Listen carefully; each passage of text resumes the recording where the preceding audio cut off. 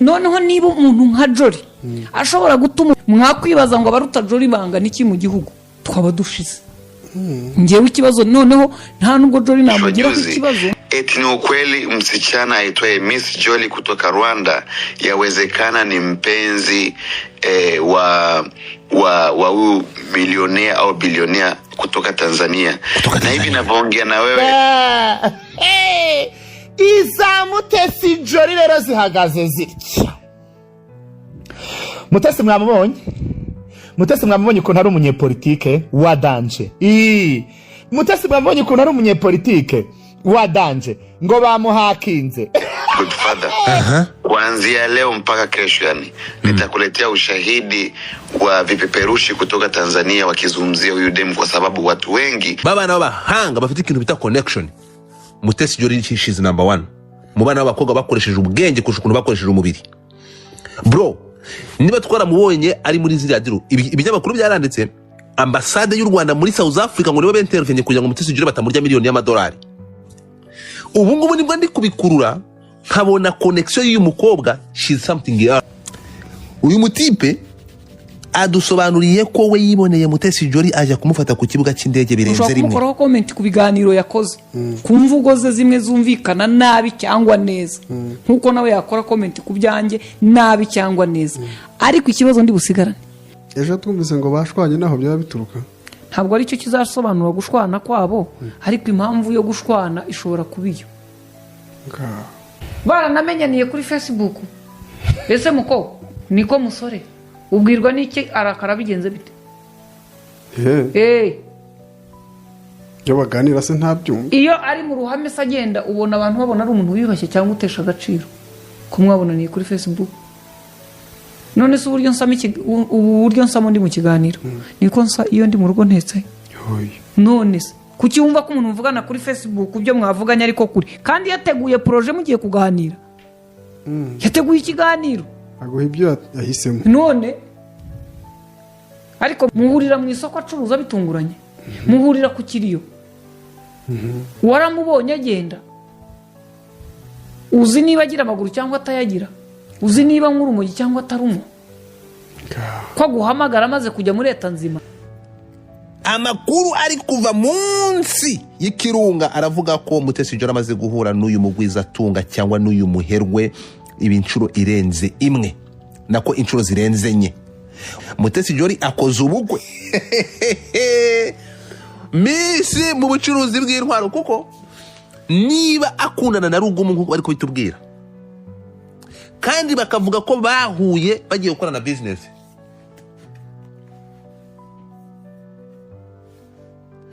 bahuye bagiye kuganira kuri business. Amakuru mfite ngo urukundo rwe n'uyu mugabo bita Saidi umuhanga, munyumve neza, umuntu bita Raila Odinga.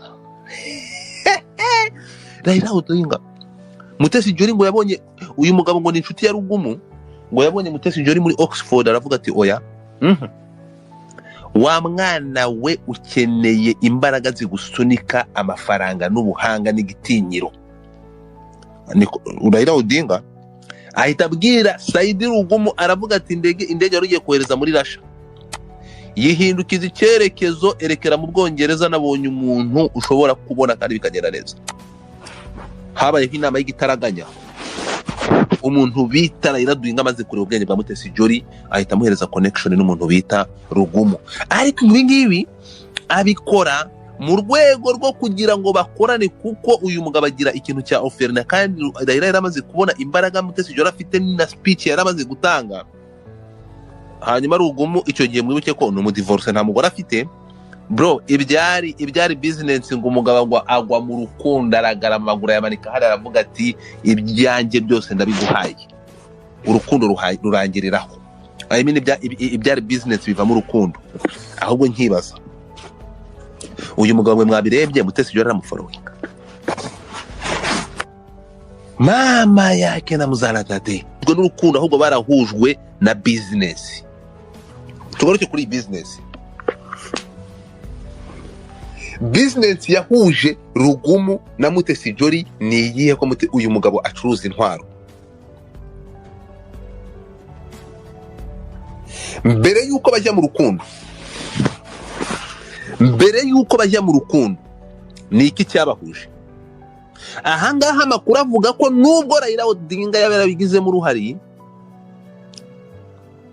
biravugwa ko Raila Odinga bigizemo uruhari kugira ngo Mutesi Jolly ahure na Rugumu.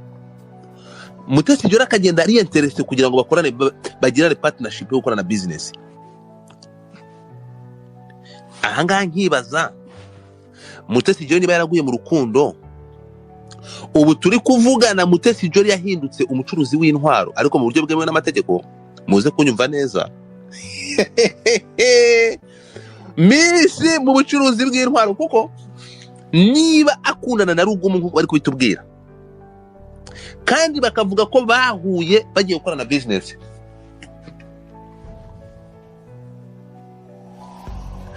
bahuye bagiye kuganira kuri business, nkibaza Mutesi Jolly bahujwe n'iyi business ya Orphelina uyu mugabo afite cyangwa bahujwe na business y'intwaro uyu mugabo akora? Ahangaha byanshubije inyuma, subira inyuma ndeba inkuru zagiye zivuga kuri Mutesi Jolly. Muribuka inkuru ya Mutesi Jolly n'umukoreya muri Kenya? Murayibuka? Muribuka inkuru ya Mutesi Jolly n'umukoreya? Do you remember that iriya nkuru muri Kenya? Urayibuka Sanja? Tuvuye kuri iriya nkuru,